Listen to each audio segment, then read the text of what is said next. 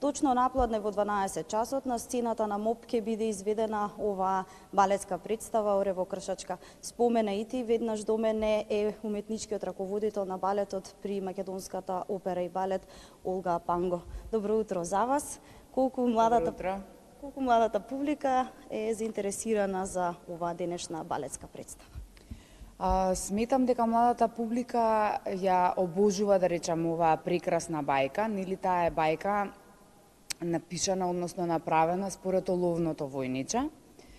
И музиката е на Петар Илич Чајковски. Навистина е, мислам, една прекрасна снежна бајка точно за овој период. И сите големи балетски куки, да кажам, светски балетски куки ја играат Оревокршачка, значи крајот на декември и целиот јануар, бидејќи соодветствува со овој период и навистина децата многу ја сакаат и приказната и балетот, бидејќи и деца учествуваат во самата представа и така е доста колоритно направена и навистина една убава бајка. Обично овие представи се интересни и за оние повозрастните, секако за родителите. Снежани седумте џуџиња имавме во текот на изминатиот месец, што е оно што Македонската опера и балет сместува на репертоар за најмладите и за следните месеци. Значи, Македонската опера и балет навистина се грижи за нашата најмлада публика, сака да е таа што повеќе застапена нели во гледалиштето и што повеќе едуцирана од овој аспект.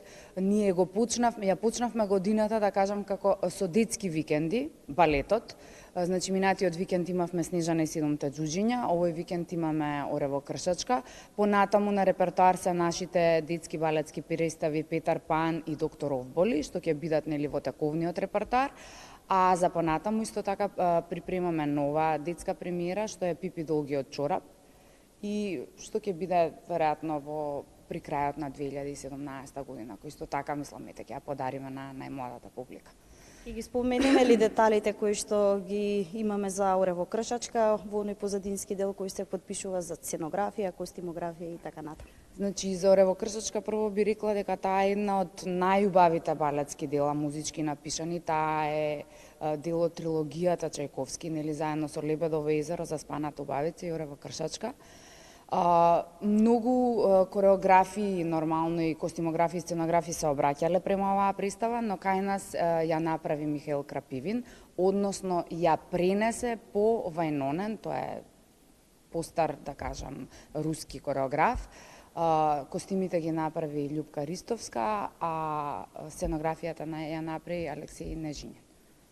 Олга, ви благодарам за овие детали. Се надевам дека ова ќе биде интересна представа како и за најмладите, така и за возрастните.